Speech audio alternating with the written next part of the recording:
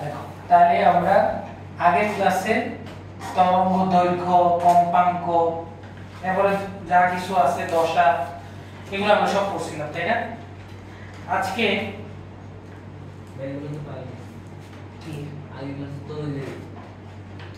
কালকে ক্লাস হচ্ছে, তো কালকে ক্লাস হচ্ছে তোমাদের 5 তারিখ থেকে ক্লাস শুরু হচ্ছে। তোমাদের ফোন দেয় নাই? ফোন দিছি তো, সবাই ফোন পাইছিল না? আপু তো ফোন দিয়ে বলছে সবাইকে যে ইয়াতে ক্লাস শুরু হবে 5 তারিখ থেকে। আচ্ছা সমস্যা নেই, ক্লাস মিস দিলেও গ্রুপের মধ্যে দেখবা। গ্রুপে অ্যাড আছো না?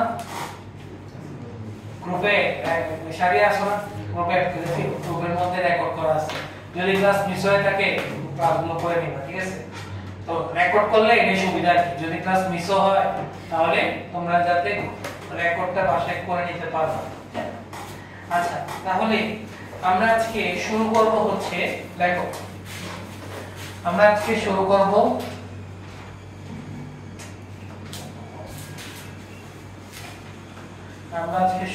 হচ্ছে তরঙ্গ বেগ, কমা কম্পাঙ্ক ও তরঙ্গ দৈর্ঘ্যের মধ্যে সম্পর্ক। তরঙ্গ দৈর্ঘ্যের মধ্যে সম্পর্ক, আমরা একটা সম্পর্ক দেখতে যাচ্ছি। তরঙ্গ দৈর্ঘ্য, কমা কম্পাঙ্ক ও তরঙ্গ দৈর্ঘ্যের মধ্যে সম্পর্ক, আমরা একটা ইকুয়েশন আমরা একটা দেখতে যাচ্ছি, ঠিক আছে? ইকুয়েশন আমরা দেখতে যাচ্ছি। আচ্ছা আমি একটু সংক্ষেপে আলোচনা করে দেই। তরঙ্গ বেগ কি ছিল? কালকে আমরা পড়ছিলাম তরঙ্গ বেগ অর্থাৎ একক সময় তরঙ্গ যে দূরত্ব অতিক্রম করবে তাকে আমরা বলতাম হচ্ছে তরঙ্গ বেগ, নরমাল ভেলোসিটি, একক সময় যে দূরত্ব অতিক্রম করে বা দূরত্বের পরিবর্তনের হার, এটাই একক সময়। কম্পাঙ্ক কি ছিল? কম্পাঙ্ক ছিল যে একক সময় তরঙ্গ যতগুলা পূর্ণ স্পন্দন সম্পন্ন করবে সেটা। তরঙ্গ দৈর্ঘ্য কত ছিল? তরঙ্গ দৈর্ঘ্য ছিল যে সমদশা সম্পন্ন দুইটা কণার মধ্যবর্তী দূরত্ব। তার মানে একটা পূর্ণ স্পন্দন যদি সম্পন্ন করে তাহলে তরঙ্গটা যতটুকু দূরত্ব অতিক্রম করবে সেটাকে আমরা কি বলতাম? তরঙ্গ দৈর্ঘ্য, ঠিক আছে? তাহলে আমরা একটু তোমরা যারা লেখছো গত ক্লাসে তারা লেখা লাগবে না, যারা গত ক্লাস মিস করছো একটু আমার সাথে সাথে লেখো। হ্যাঁ, তরঙ্গ বেগ, তরঙ্গ বেগ মানে হচ্ছে একক সময় তরঙ্গ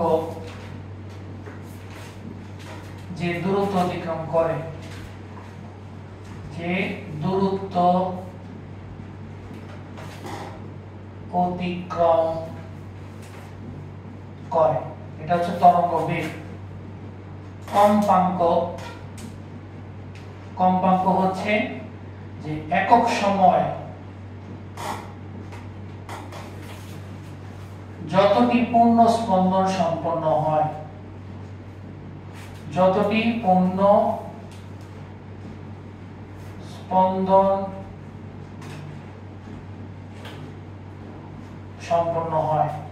আর তরঙ্গ দৈর্ঘ্য,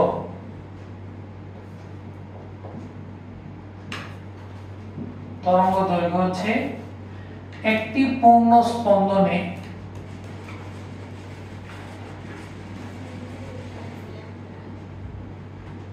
তরঙ্গ যে দূরত্ব অতিক্রম করে,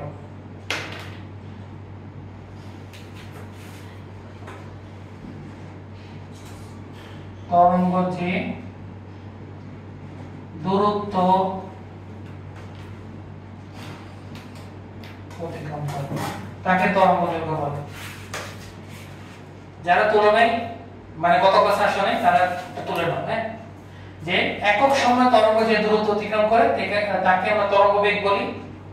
একক সময় যতটি পূর্ণ স্পন্দন সম্পন্ন হয়, যতবার মানে কম্পিত হয় সেটাকে কম্পাঙ্ক বলি। আর একটা পূর্ণ স্পন্দনে তরঙ্গ যে দূরত্ব অতিক্রম করে তাকে আমরা বলি হচ্ছে তরঙ্গ দৈর্ঘ্য। ক্লিয়ার? আচ্ছা এখন খেয়াল করো আমি একটা চিত্র আঁকি, এবার সবাই করবো। হ্যাঁ, এবার সবাই, তাহলে এটা মনে করো এটা হচ্ছে একটা তরঙ্গ, তরঙ্গ একটা তরঙ্গ। এখানে এই যে তরঙ্গটা যে প্রবাহিত হচ্ছে, তরঙ্গটা যে সামনে যাচ্ছে, এখন মনে করো আমরা একটা সময় ধরে নিই, টি সময়, ঠিক আছে?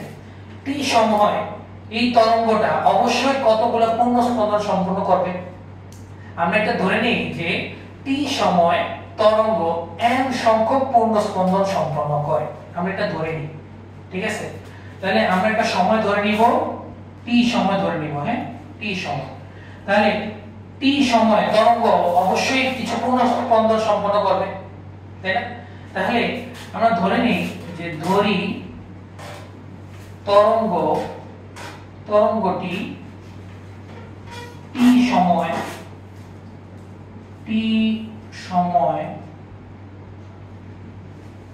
n সংখ্যক পূর্ণ স্পন্দন সম্পন্ন করে।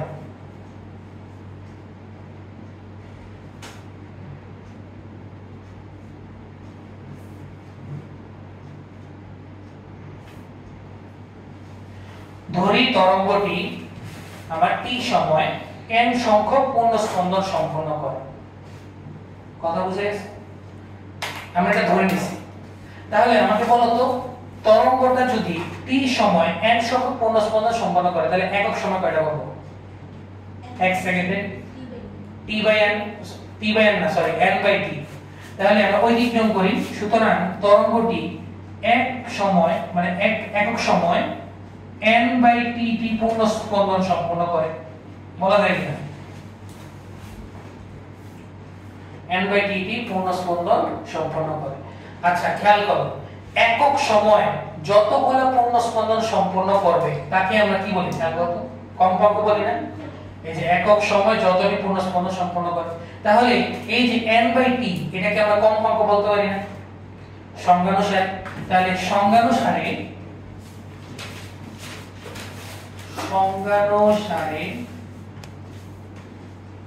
কম্পাঙ্ক f সমান n বাই t। দেখছো একটা সূত্র পেয়ে গেলাম।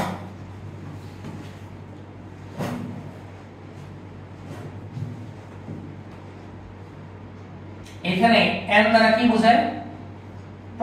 পূর্ণ স্পন্দনের সংখ্যা, যতগুলো পূর্ণ স্পন্দন সম্পন্ন হয়, পূর্ণ স্পন্দনের সংখ্যা। আর এই টি দ্বারা কি বোঝায়? মোট সময়। তাহলে টি সময় যতগুলো পূর্ণ স্পন্দন সম্পন্ন করবে তাকে আমরা কি বলবো? কম্পাঙ্ক f। কথা ক্লিয়ার কিনা দেখো, ভাই না বুঝলে ভাইকে বললো। তাহলে কম্পাঙ্ক f হবে n বাই t। এবার আসো পর্যায়কাল। আমরা পড়ছিলাম গত ক্লাসে, পর্যায়কাল কি ছিল? যে একটা পূর্ণ স্পন্দন সম্পন্ন করতে যে সময় লাগে, এটাকে আমরা কি বলছি? পর্যায়কাল। পর্যায়কালে কয়টা পূর্ণ স্পন্দন সম্পন্ন হয়? একটা। পর্যায়কাল অর্থাৎ একবার পূর্ণ স্পন্দনে, এই যে এখান থেকে শুরু হইলে এতটুকু পর্যন্ত একটা পূর্ণ স্পন্দন হইছে না? এই যে একটা অর্ধগোলক আর একটা অর্ধগোলক, পুরো একটা গোলক। তাহলে এই যে একটা পূর্ণ স্পন্দন সম্পন্ন হইতে যে সময় লাগে তাকে আমরা কি বলছি? পর্যায়কাল। তাহলে আমরা এখানে টি এর জায়গায় ক্যাপিটাল টি লিখতে পারি না? কারণ ক্যাপিটাল টি দ্বারা তো আমরা পর্যায়কাল বুঝি। তাহলে আমি পাশে দিয়ে লিখি, খেয়াল করো। তাহলে টি সমান ক্যাপিটাল টি হলে n সমান কি হবে? 1। তাহলে সুতরাং f সমান কি দাঁড়ায়? f এর জায়গায় 1 হবে, t এর জায়গায় ক্যাপিটাল টি হবে। তাহলে এই যে এই সূত্রটা আমরা দেখছিলাম না? এটাও একটা সূত্র, এটাও সূত্র, ওটার মধ্যে মান বসিয়ে দিছি। তাহলে এই ক্যাপিটাল টি দ্বারা কি বোঝায়? পর্যায়কাল। ক্যাপিটাল টি দ্বারা আমরা কি বুঝি? পর্যায়কাল। এবং f দ্বারা আমরা কি বুঝি? কম্পাঙ্ক। কম্পাঙ্ক f সমান হচ্ছে 1/t।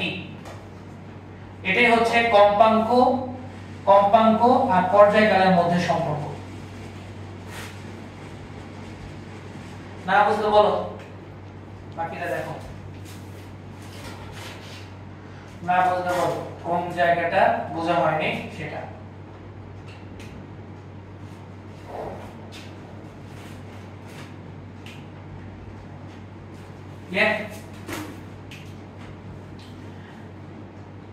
তাহলে আমরা এই জিনিসটা আমরা বুঝতে পারবো। হ্যাঁ, তাহলে পর্যায় কম্পাঙ্ক পর্যায়কালের মধ্যে একটা সম্পর্ক আমরা পাইলাম। এবার খেয়াল করো এই চিত্রটাই দেখো, এই চিত্রটাই দেখো যে একটা পূর্ণ স্পন্দন, এই যে একটা পূর্ণ স্পন্দন সম্পন্ন করতে তরঙ্গ যে দূরত্ব অতিক্রম করে সেটাকে আমরা কি বলি? তরঙ্গ দৈর্ঘ্য। তরঙ্গ দৈর্ঘ্য কি দ্বারা প্রকাশ হয়? ল্যামডা দ্বারা প্রকাশ হয়। তাহলে ল্যামডা কতটুকু হবে? ল্যামডা কি এতটুকু হবে না? দেখো তো, এখান থেকে যদি লম্ব টানো, এখান থেকে যদি লম্ব টানো, তাহলে এতটুকু আমার ল্যামডা হচ্ছে না? এই যে একটা পূর্ণ স্পন্দন সম্পন্ন করতে যে দূরত্ব সে অতিক্রম করে সেটাকে আমরা কি বলতেছি? ল্যামডা। এই যে তরঙ্গ দৈর্ঘ্য সূত্র মানে সংজ্ঞাটা দেখো। তাহলে এটা ল্যামডা, এবং এই ল্যামডা দূরত্ব অতিক্রম করতে কত সময় লাগবে? এটা কয়টা স্পন্দন আছে এখানে? একটা পূর্ণ স্পন্দন। তো একটা পূর্ণ স্পন্দনের সময় লাগে কত? ক্যাপিটাল টি না? পর্যায়কাল ক্যাপিটাল টি না? তাহলে এই ডিসটেন্সটা অতিক্রম করতে ক্যাপিটাল টি সময় লাগবে, ক্যাপিটাল টি সময় লাগে। তাহলে আমরা কি লিখতে পারি যে তরঙ্গটি ক্যাপিটাল টি সময়ে ল্যামডা দূরত্ব অতিক্রম করে? কথাটা বলা যায়? তরঙ্গটি ক্যাপিটাল টি সময়ে আমার ল্যামডা দূরত্ব অতিক্রম করবে। তাহলে একক সময় করে কত করবে? না, দাঁড়া আমি দেখাচ্ছি, একটু দেখো। আমরা কোন জায়গায় দেখো? আচ্ছা, আমরা এটাই মুছে দিই। হ্যাঁ, জিনিসটা বুঝছি, খেয়াল করো। আমরা লিখতে পারি যে আবার তরঙ্গটি ক্যাপিটাল টি সময় ল্যামডা দূরত্ব অতিক্রম করে, ল্যামডা দূরত্ব অতিক্রম করে। তাহলে সুতরাং কৌণিক নিয়ম করো, তরঙ্গটি একক সময় কত করবে? ল্যামডা বাই টি দূরত্ব অতিক্রম করবে। তরঙ্গটি ক্যাপিটাল টি সময় যদি ল্যামডা দূরত্ব অতিক্রম করে তাহলে একক সময় কতটুকু করবে? Lambda by T. এবং খেয়াল করো একক সময় যত দূরত্ব অতিক্রম করে তাকে আমরা কি বলি? তরঙ্গ বেগ বলি না? তাহলে এই ল্যামডা বাই টি সমান কি লেখা যায়? তরঙ্গ বেগ লেখা যায়। তাহলে সংজ্ঞানুসারে তরঙ্গ বেগ v সমান ল্যামডা বাই টি। এই যে আরেকটা সূত্র পেলাম, v হচ্ছে তরঙ্গ বেগ, ল্যামডা হচ্ছে তরঙ্গ দৈর্ঘ্য, আর ক্যাপিটাল টি হচ্ছে আমার পর্যায়কাল। কে বুঝো নাই বলো ভাই? কে বুঝো নাই? তরঙ্গ বেগ v।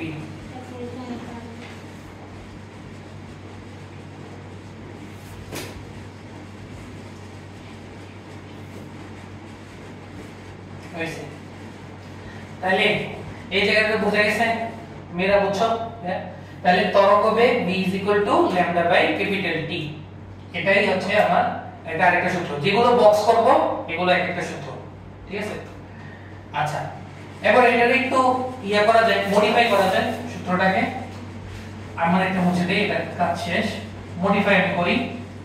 তাহলে v সমান এটাকে এভাবে লেখা যায় কিনা 1/t * λ, আর 1/t সমান একটু আগে শিখছি কি f বা ফ্রিকোয়েন্সি। তাহলে সুতরাং v সমান f/f * λ, এটাই সূত্র। অর্থাৎ তরঙ্গ বেগ সমান কম্পাঙ্ক ইনটু তরঙ্গ দৈর্ঘ্য।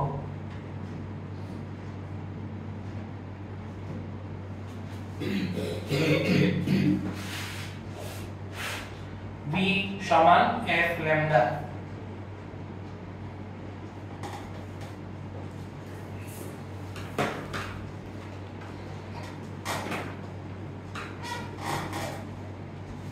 তরঙ্গ বেগ ইজ ইকুয়াল টু কম্পাঙ্ক ইনটু তরঙ্গ দৈর্ঘ্য। কে কে ভাই এই জায়গাটা বোঝো নাই বলো, সম্পর্কটা কে কে বোঝো নাই?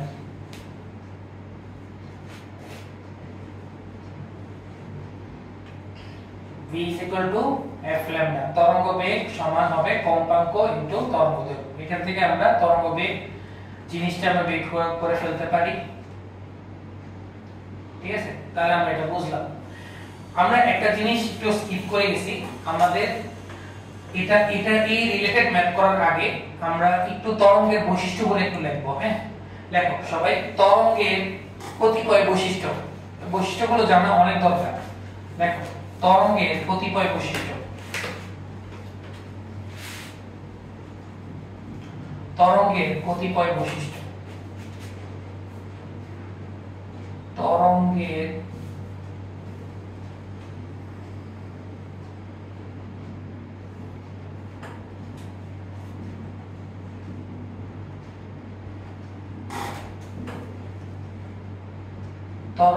কতিপয় বৈশিষ্ট্য।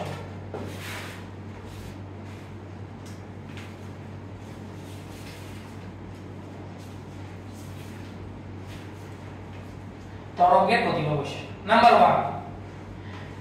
নাম্বার 1, তরঙ্গটা কিভাবে তৈরি হয় বলো তো? মাধ্যমের কণার যে স্পন্দন হয়, যদি মাধ্যমের কণা যদি উপর নিচে ওঠানামা করে, মনে করো পানির একটা ঢেউয়ের মধ্যে পানির কণা আছে না, এই কণাগুলো যদি উপর নিচে স্পন্দিত হয়, স্পন্দনের কারণে তো আমার কি তৈরি হয়? তরঙ্গটা তৈরি হয়। তাহলে দেখো যে মাধ্যমের কণার স্পন্দন গতির কারণে, মাধ্যমের কণার স্পন্দন গতির কারণে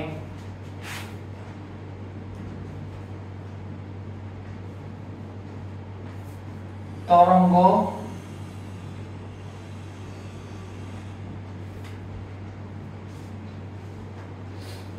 সৃষ্টি হয়। মাধ্যমে কণার স্পন্দন গতির কারণে তরঙ্গ সৃষ্টি হয়। এটা হচ্ছে নাম্বার 1 বৈশিষ্ট্য, তরঙ্গ কেন সৃষ্টি হয়। ঠিক আছে?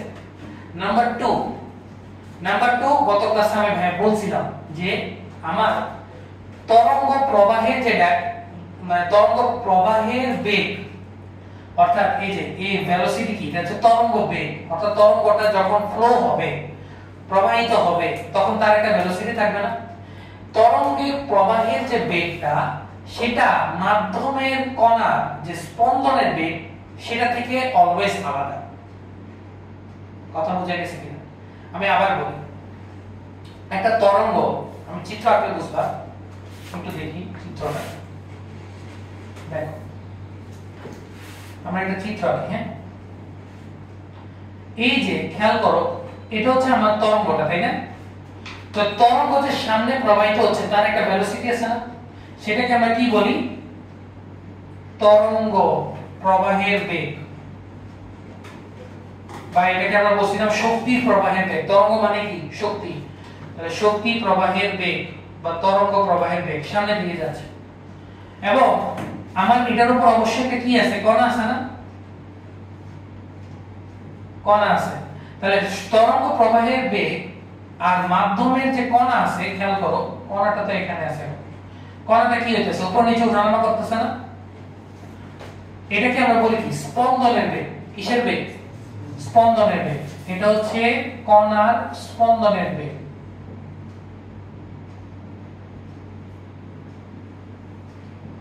এই দুটো জিনিস অলওয়েজ ডিফারেন্ট। অর্থাৎ তরঙ্গ প্রবাহের বেগ কণার স্পন্দনের বেগ থেকে আলাদা। কথা বুঝে গেছে? এখন এক হইলে কি হইতো? এক হইলে খেয়াল করো, এক হইলে কিন্তু তুমি ইয়াটাই দেখতাম, মানে তরঙ্গটাই দেখতাম। একটু চিন্তা করে বুঝবা। আমার যদি তরঙ্গ প্রবাহ সামনের দিকে ফ্লো হয়, আর মাধ্যমে কণা যদি স্পন্দিত হয়, একই ভেলোসিটিতে যদি স্পন্দিত হয়, তাহলে তুমি কিন্তু কখনোই এই ঢেউটাই দেখবে না। কথা বুঝে গেছে কিনা? এই ঢেউটাই তোমার চোখে পড়তো না, কারণ সব এটার সঙ্গে যদি এটা হইতো তাহলে সব কোণাই একসাথে উঠতো, সব কোণাই একসাথে নামতো, তাহলে তুমি একটা স্ট্রেট লাইন দেখতা। সব কোণা যদি একসাথে উঠে সব কোণা যদি একসাথে নামে তাহলে তো তুমি কি দেখতে, একটা স্ট্রেট লাইন। কিন্তু আমার তো এখানে খেয়াল করো, এই যে তরঙ্গের উপর, এই যে তরঙ্গের উপর তো অসংখ্য কণা আছে, তাই না? তরঙ্গের উপর কি অসংখ্য কণা আছে। এই যে আমি আঁকতেছি কয়েকটা কণা এখানে চিহ্নিত করে দিচ্ছি। এরা কি একই সময় উপর ওঠে? বা তরঙ্গের বেগের সাথে যদি প্রবাহের সাথে যদি সেম হতো তাহলে একই সঙ্গে উপর উঠতো।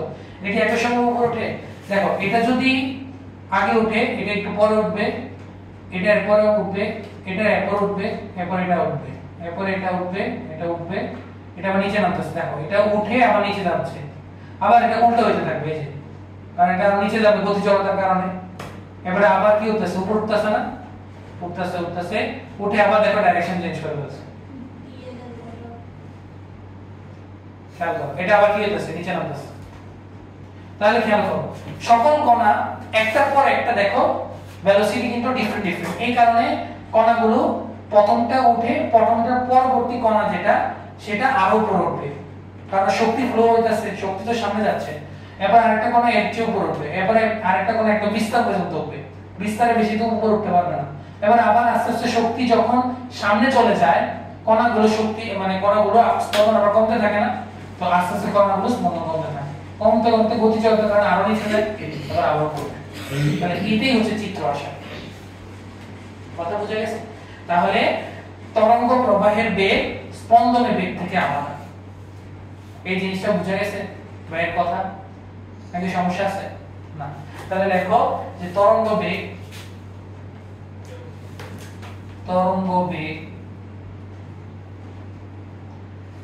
মাধ্যমের স্পন্দনের বেগ থেকে আলাদা। মাধ্যমের স্পন্দনের বেগ হতে আলাদা।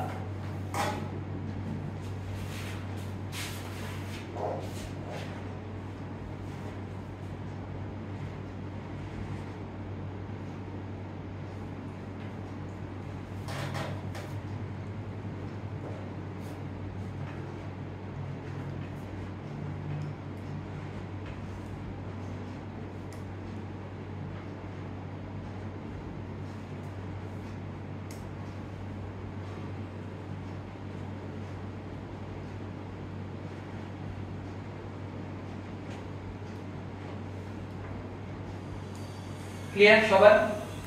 এটা বোঝা গেছে? তাহলে তরঙ্গ বেগ কণা স্পন্দনের বেগ থেকে আলাদা। এবার আসো 3 নম্বর বৈশিষ্ট্য। সকল তরঙ্গ কি প্রবাহিত করে? শক্তি। সকল তরঙ্গই আমার শক্তি আর তথ্য, কারণ শক্তির মধ্যে অনেক সময় ইনফরমেশন থাকে, ঠিক আছে? যেমন বেতার তরঙ্গ, বেতার রেডিওর মাধ্যমে যখন এক রেডিও থেকে আরেক রেডিওতে ইয়া যায়, মানে এটাকে টেলিকাস্ট বলে, তখন ইনফরমেশন যায় না, যেটা তুমি প্রচার করতেছো ইনফরমেশন আছে। তাহলে সকল তরঙ্গই আমার শক্তি আর তথ্য সঞ্চারণ করে। তাহলে দেখো সব প্রকার তরঙ্গ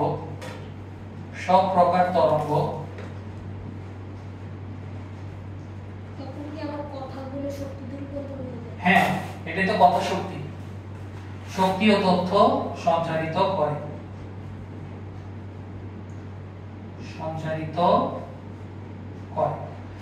এটা গেল 3 নম্বর বৈশিষ্ট্য।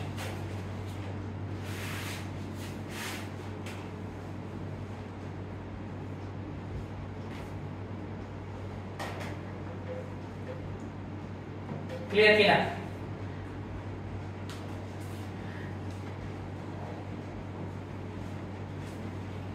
এখন আমাকে বলো, এই যে কণাগুলো যে স্পন্দিত হচ্ছে সবচেয়ে ইম্পর্টেন্ট, এই এরপরে যে দুইটা বৈশিষ্ট্য সবচেয়ে ইম্পর্টেন্ট। এই যে কণাগুলো যে স্পন্দিত হচ্ছে, আমাকে বলো তো এই কণাগুলোর যে ভেলোসিটি ম্যাক্সিমাম কোথায় হবে? ম্যাক্সিমাম কোথায়? কেন বিস্তার? বলো তো। বলছো যে বিস্তার, অবশ্যই একটা কারণ ছাড়া তো বলো নাই, বিস্তারটা কেন হবে? কি? আচ্ছা, খেয়াল করো আমরা পেন্ডুলাম দিয়ে বুঝি, কারণ পেন্ডুলাম যা এই ওয়েভও একই জিনিস। তো আমি পেন্ডুলাম দিয়ে তোমরা সহজে জিনিসটা বুঝতে পারো। এই যে মনে করো এটা সাম্যাবস্থা পেন্ডুলামে, এখান থেকে যত দূরে যাবা ততই এই পেন্ডুলামের সাম্যাবস্থানে আসার প্রবণতা বাড়বে না, এবং যত দূরে যাবা তত স্পিডে এটা সাম্যাবস্থায় চলে আসার চেষ্টা করবে এবং ত্বরণে আসার চেষ্টা করবে, এটাও আমরা শিখছি। তাহলে খেয়াল করো যত বেশি সাম্যাবস্থান থেকে দূরে যাচ্ছে, তাহলে সাম্যাবস্থান থেকে দূরে যাওয়া মানে হচ্ছে বিস্তারের দিকে যাওয়া। যখন আমি এই কথাটা বলবো যে সাম্যাবস্থান থেকে দূরে যাচ্ছে, তার মানে তোমরা কি ধরে নেবা যেটা কোথায় যাচ্ছে? বিস্তারের দিকে যাচ্ছে। যতই বিস্তারের দিকে যাচ্ছে খেয়াল করবা যে পেন্ডুলামের ভেলোসিটি আস্তে আস্তে কমতে থাকে এবং বিস্তারের ভেলোসিটি শূন্য হয়ে যায়। তার কারণ কি? কারণ ওই কণাটার উপর তখন জি এর কারণে, অভিকর্ষ ত্বরণ জি এর কারণে এটাকে আবার কোথায় নিয়ে আসতে চায়? টেনে সাম্যাবস্থায় নিয়ে আসতে চায়, এবং সাম্যাবস্থানে খুব দ্রুত ওকে নিয়ে আসতে চায়, এবং অবশ্যই তাহলে সাম্যাবস্থানে ভেলোসিটি হবে ম্যাক্সিমাম, আর বিস্তারে ভেলোসিটি হচ্ছে সবচেয়ে কম, সেটা হচ্ছে 0। এর কথাটা বুঝা গেছে কিনা? অর্থাৎ তুমি সাম্যাবস্থান থেকে যত দূরে যাবা তত দ্রুত তোমাকে আবার কোথায় নিয়ে আসতে হবে? কোথায় আসতে হবে? সাম্যাবস্থানে আসতে হবে। তাহলে সাম্যাবস্থানে ভেলোসিটি হবে ম্যাক্সিমাম, আর যতই দূরে যাবা ততই দেখবা যে বেগ আস্তে আস্তে কমতে থাকে এবং একটা সময় কি থেমে যায়। কোথায় থামে? বিস্তারে থামে। তাহলে আমরা দেখতে পারি 4 নম্বর বৈশিষ্ট্য যে সাম্যাবস্থানে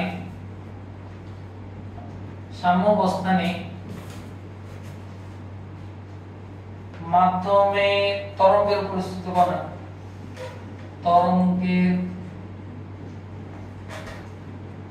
উপরিস্থপনার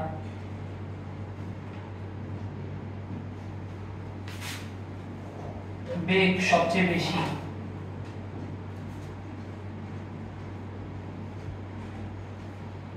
অর্থাৎ ম্যাক্সিমাম, হ্যাঁ, এবং বিস্তারে বেগ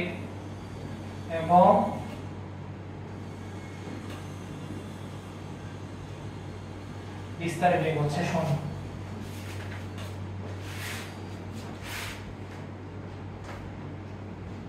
বিস্তারের ভেলোসিটি সবচেয়ে কম, বিস্তারের বেগ হচ্ছে আমার 0। এটা গেল বেগের কথা। কিসের কথা গেল? বেগ। এবার বলো ত্বরণ সবচেয়ে বেশি কোথায় আর ত্বরণ সবচেয়ে কম কোথায়? বেগ তো বুঝছি। 5 নাম্বার লিখবা কোথায়? 5 নাম্বার আমি উপরে লিখব, হ্যাঁ 5 নাম্বার বলো, চিত্র দেখে বলো ত্বরণ সবচেয়ে বেশি কোথায় আর বিস্তার সবচেয়ে বেশি কোথায়। একদম প্রথম ক্লাসে ভাইয়া একটা সম্পর্ক করাইছিল, মনে আছে কিনা? যে a ত্বরণ সরণের সমানুপাতিক কিন্তু বিপরীতমুখী। a সমানুপাতিক -x, প্রথম ক্লাসে ভাই এটা পড়েছিলাম কিনা? ত্বরণ সরণের কি সমানুপাতিক কিন্তু বিপরীতমুখী। তার মানে হচ্ছে সাম্যাবস্থান থেকে যতই বিস্তারের দিকে যাওয়া হয় ততই ভেলোসিটি কমতে থাকে এবং ততই তার সাম্যাবস্থানে আসা প্রবণতা কি হতে থাকে? বাড়তে থাকে। তাহলে ততই তার উপর যে জি, অভিকর্ষ ত্বরণ জি বা এ যেটাই বলো না কেন, তার উপর ত্বরণ বাড়তে থাকবে না? বেশি বেশি করে বাড়তে থাকবে, তাই না? এবং যখন সে বিস্তারে আসবে যখন তার ভেলোসিটি শুরু হয়ে যাবে, সাথে সাথে আমার কি শুরু হয়ে যাবে? ত্বরণ শুরু হয়ে যাবে, এবং ওই ত্বরণের কারণে ভেলোসিটি আবার আস্তে আস্তে বাড়তে থাকবে এবং সাম্যাবস্থানে ভেলোসিটি ম্যাক্সিমাম হয়ে যাবে। অর্থাৎ এই সম্পর্ক থেকে আমরা কি বুঝি? সরণ যত বেশি ত্বরণ তত বেশি, কিন্তু ডাইরেকশন ডিফারেন্ট, এই কারণে মাইনাস। তাহলে সাম্যাবস্থান থেকে সবচেয়ে দূরের দূরত্ব কোথায়? বিস্তারে না? তাহলে বিস্তারের সরণ ম্যাক্সিমাম, তাহলে বিস্তারের ত্বরণ কি হবে? সবচেয়ে বেশি। কম কেমনে? সমানুপাতিক সম্পর্ক। তাহলে সাম্যাবস্থান থেকে বিস্তারের দূরত্ব সবচেয়ে বেশি, তাহলে x ম্যাক্সিমাম, তাহলে এটার সাথে ত্বরণ কি হবে? ম্যাক্সিমাম। তাহলে বিস্তারে ত্বরণ হচ্ছে ম্যাক্সিমাম, সাম্যাবস্থানে ত্বরণ কি হয়ে যাবে? 0। সাম্যাবস্থানে ত্বরণ কি? 0। তাহলে 5 নাম্বার সাম্যাবস্থানে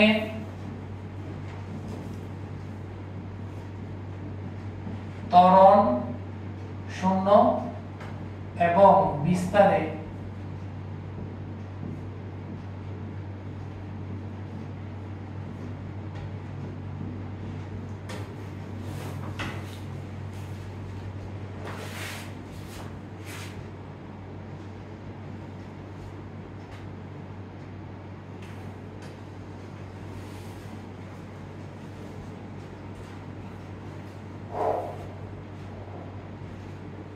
সাম্যাবস্থানে এই সম্পর্ক থেকে আমরা জিনিসটা বুঝতে পারি যে সাম্যাবস্থানে ত্বরণ হচ্ছে আমার শূন্য, কারণ সাম্যাবস্থানে সরণ কি শূন্য, কারণ সরণ হিসাব হয় কোথা থেকে, সাম্যাবস্থান থেকে। তাহলে সাম্যাবস্থানে তো ত্বরণ আমার শূন্য, আর বিস্তার যেটা সর্বাধিক দূরত্ব, তাহলে x ম্যাক্সিমাম এখানে, তাহলে ত্বরণটাও কি হবে এখানে ম্যাক্সিমাম। না বুঝতে পারি বল কোন জায়গায়, কথা ক্লিয়ার? সমস্যা আছে না? তাহলে এই পাঁচটা বৈশিষ্ট্য একটু মনে রাখতে হবে।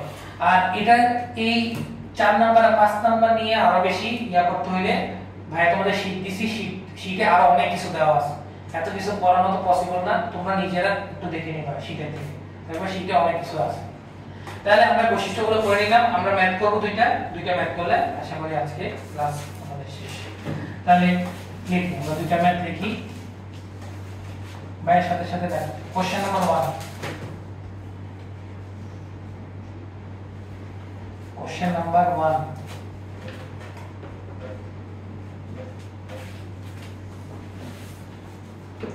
দেখো একটি শব্দ তরঙ্গ বায়ুতে, একটি শব্দ তরঙ্গ বায়ুতে 3 মিনিটে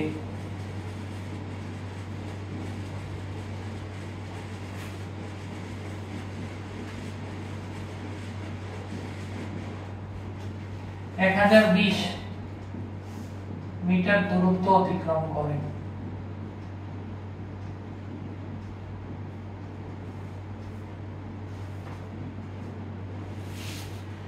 এই শব্দ তরঙ্গের দৈর্ঘ্য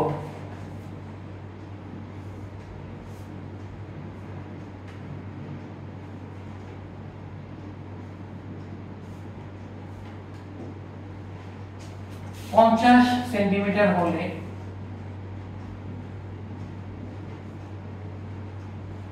তরঙ্গের পর্যায়কাল কত? তরঙ্গের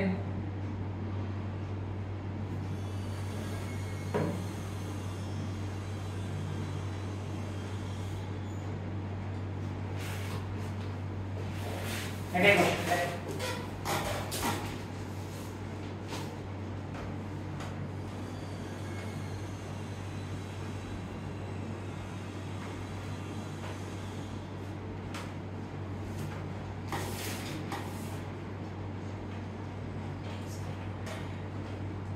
করো, এটা করার চেষ্টা করো।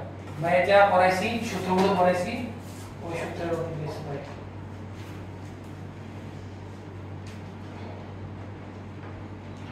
একটি শব্দ তরঙ্গ বায়ুতে 3 মিনিটে 1020 মিটার দূরত্ব অতিক্রম করে। শব্দ তরঙ্গের দৈর্ঘ্য দেওয়া আছে 50 সেন্টিমিটার, মানে এটা হচ্ছে ল্যামডা তরঙ্গ দৈর্ঘ্য। শব্দ তরঙ্গের তরঙ্গ দৈর্ঘ্য দেওয়া আছে 50 সেন্টিমিটার, বলছে পর্যায়কাল বের করতে। কি বের করতে বলছে? পর্যায়কাল বের করতে বলছে। তাহলে 3 মিনিটে যদি 1020 মিটার দূরত্ব অতিক্রম করে, তাহলে 1 সেকেন্ডে কত করবে? একক সময় কত দূরত্ব অতিক্রম করবে? এবং একক সময়ে শব্দ তরঙ্গ যে দূরত্ব অতিক্রম করে সেটাকে আমরা কি বলবো? ভেলোসিটি বলবো না? একক সময়ে যে দূরত্ব অতিক্রম করে এটাকে তো তরঙ্গ বেগ বলে। তাহলে আমরা এখান থেকে তরঙ্গ বেগটা বের করে নিব। এখানে তো ল্যামডা দেওয়াই আছে, এখান থেকে পর্যায়কাল বের করা ইজি না? সূত্রটা করছি v λ/t, ক্যাপিটাল T দিয়ে পর্যায়কাল বোঝায়। তাহলে শব্দ তরঙ্গ 3 মিনিট মানে কত সেকেন্ড? 180 সেকেন্ড। তাহলে 3 × 60 অর্থাৎ 180 সেকেন্ডে দূরত্ব অতিক্রম করে, 1020 মিটার। তাহলে সুতরাং শব্দ তরঙ্গটি 1 সেকেন্ডে দূরত্ব অতিক্রম করে 1020 ডিভাইডেড বাই 180 মিটার, কত আসে ভাই বলো তো? 5.66 মিটার। তাহলে এটাকে তরঙ্গ বেগ বলে। সুতরাং তরঙ্গ বেগ v সমান 5.66 মিটার পার সেকেন্ড। কোশ্চেনে ল্যামডা দেওয়া আছে, তরঙ্গ দৈর্ঘ্য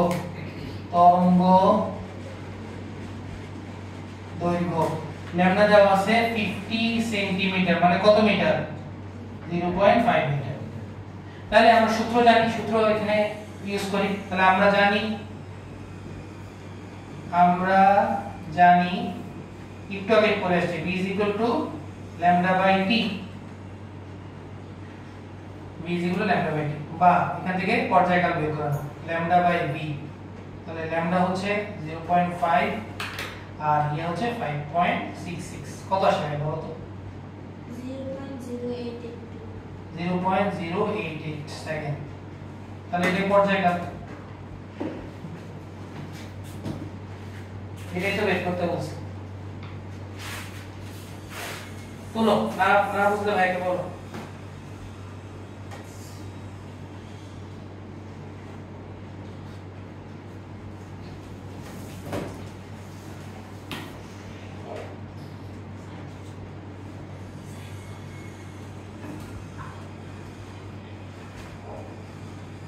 না বুঝলে ভাইকে বলো।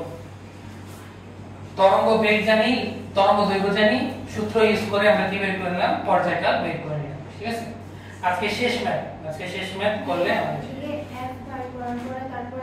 কোনো সমস্যা নেই, একই হবে। আচ্ছা,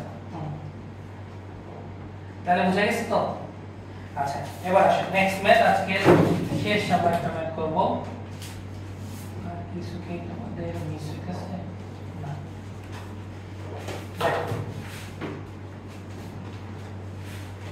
সবাই কোশ্চেনটা তুলবা। কোশ্চেন দেওয়া আছে,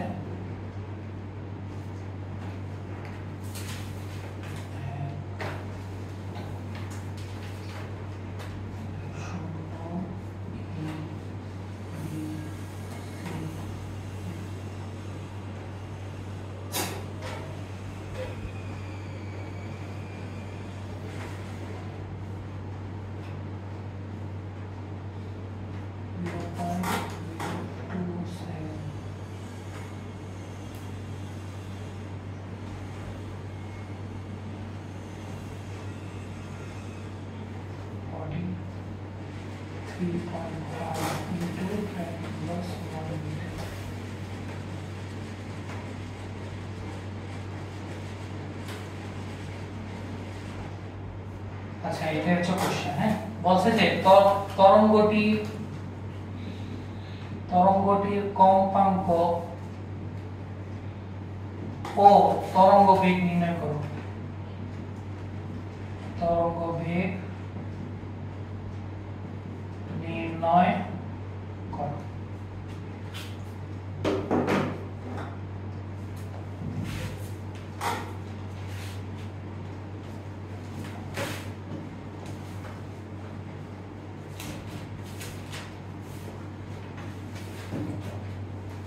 তরঙ্গটির কম্পাঙ্ক ও তরঙ্গ বেগ নির্ণয় করতে বলছে। তরঙ্গটির কম্পাঙ্ক ও তরঙ্গ বেগ নির্ণয় করো, চেষ্টা করো।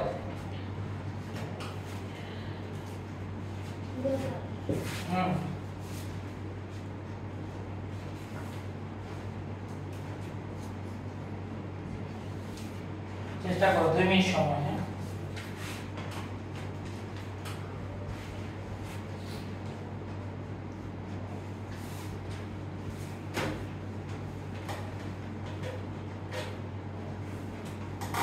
তোমাদের কালকে ক্লাস 2টায় 6টায়, ঠিক আছে? কালকে তো বুধবার, কালকে তো রেগুলার টাইম 2টায় 6টায়।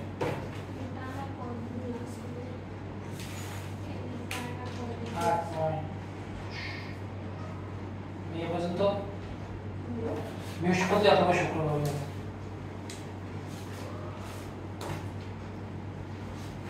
শুক্রবারই ধরে নাও আর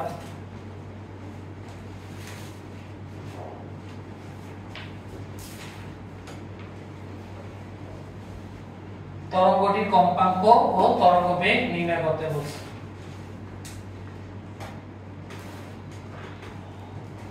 তরঙ্গটির কম্পাঙ্ক ও তরঙ্গ বেগ, তাহলে খেয়াল করো কিভাবে করব। এই এটা কিসের সময় দেওয়া আছে? 0 থেকে t তে যেতে প্রয়োজনীয় সময় দেওয়া আছে। এখন 0 থেকে t পর্যন্ত কয়টা স্পন্দন সম্পন্ন করছে এখানে? দুইটা না? 0 থেকে b পর্যন্ত একটা, 0 থেকে b পর্যন্ত একটা, b থেকে t পর্যন্ত আরেকটা, তাহলে টোটাল কয়টা? দুইটা। তাহলে দুইটা পূর্ণ স্পন্দন সম্পন্ন করতে লাগছে 0.02 সেকেন্ড। তাহলে একটা করতে কত লাগবে? 0.01 সেকেন্ড। তাহলে এটা পর্যায়কাল, পর্যায়কাল আসছে। তাহলে কম্পাঙ্ক f 1/t, উল্টা দিলে ইনভার্স করে দিলে তো আমার কম্পাঙ্ক চলে আসে। ম্যাথটা এখানেই শেষ। তাহলে চিত্রানুসারে কয়টা পূর্ণ স্পন্দন সম্পন্ন করছে? 0 হতে d পর্যন্ত দুটি পূর্ণ স্পন্দন সম্পন্ন হয়, দুটি পূর্ণ স্পন্দন সম্পন্ন হয়। অর্থাৎ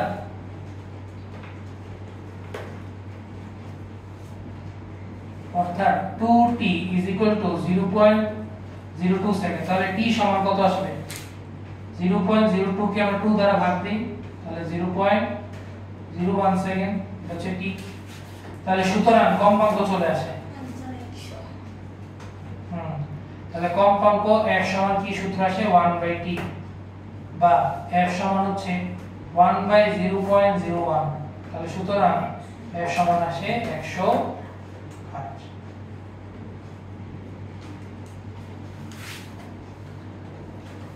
তাহলে কম্পাঙ্ক চলে আসলো। কত আসছে? 1.5। তরঙ্গ বেগ না, তরঙ্গ বেগ তো কম আসবে না, একটু দেখো। তরঙ্গ বেগ তো কম আসার কথা না। তাহলে এটা কি দেওয়া আছে? এটা দূরত্ব দেওয়া আছে, তাই না? তাহলে এখানে খেয়াল করো 0 থেকে এই যে এত এই লাইন পর্যন্ত কয়টা স্পন্দন, কয়টা কতটুকু দূরত্ব হবে? 0 থেকে b পর্যন্ত একটা ল্যামডা, যেটা একটা পূর্ণ স্পন্দন, তো ল্যামডা হইলো। আচ্ছা, তাহলে এতটুকু পর্যন্ত হইছে আমার কি? এতটুকু পর্যন্ত হইছে ল্যামডা। এরপর এই যে b থেকে এতটুকু, তাই না? তাহলে খেয়াল করো এটাকে আমরা চারটা কোয়ার্টারে ভাগ করতে পারি। গত ক্লাসে আমরা পড়ছিলাম যে একটা, দুইটা, তিনটা, চারটা কোয়ার্টারে ভাগ করব।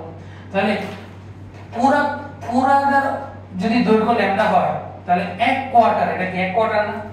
তাহলে এই এক কোয়ার্টারের দৈর্ঘ্য কত হবে? λ/4, λ/4, ল্যামডার 1/4 বা এক কোয়ার্টার, কোয়ার্টার তো বুঝি 1/4। তাহলে এটা কত হবে? এটা λ/4।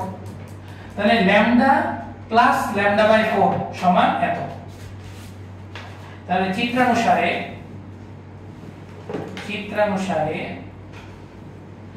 lambda plus λ/4 is equal to 4.35 metre. তাহলে 5 λ/4 is equal to 4.35। তাহলে এখান থেকে ল্যামডা মানটা বের হয়ে যায়। তাহলে ল্যামডা সমান আসে 4.35 into 4 divided by 5। তাহলে সুতরাং ল্যামডা সমান কত হয়? 3.48। তাহলে 3.48 মিটার। তাহলে ল্যামডা মান চলে আসছে। তাহলে আমরা জানি আমরা কি বের করতে হচ্ছে এখান থেকে? তরঙ্গ বেগ। আমরা জানি তরঙ্গ বেগের সূত্র কি জানি আমরা? v f lambda। তাহলে বা v সমান f জানি 100, lambda জানি 3.48। কথা বুঝে গেছে? Metre per second. তাহলে সুতরাং v সমান আসবে 348 মিটার পার সেকেন্ড। এটাই আছে। না বুঝলে ভাইকে বলো কোন জায়গাটা বুঝো নাই। ওটা কি শুধু এই অংশের তরঙ্গ বেগ? না, পুরোটাই তরঙ্গ বেগ। যদি সেই পর্যন্ত থাকতো তাহলে তো হাফ ল্যামডা দিয়ে বের করা। ল্যামডা প্লাস হাফ ল্যামডা, হ্যাঁ ঠিক আছে। ওইভাবে আমরা ভাগ করে ম্যাথগুলো করব। এটা তো সাইন্টিফিক দাও আর কি, ক্যালকুলেটর সাইন্টিফিক। তো এখানে 43.5 tan inverse 1 করলে দাও 4.35। দশমিকটা সরে গেছে আর কি, দশমিকটা সরে গেছে। না বুঝতে বলো সোহেব ভাইয়া, বুঝতে পারছো? সোহেব না বুঝতে বল, বুঝলে আজকে এতটুকু মেরে মেরে হয়ে যায়। দাও আল্লাহ হাফেজ। কালকে ক্লাস হচ্ছে আমাদের 2টায় 6টায় রেগুলার টাইম, রেগুলার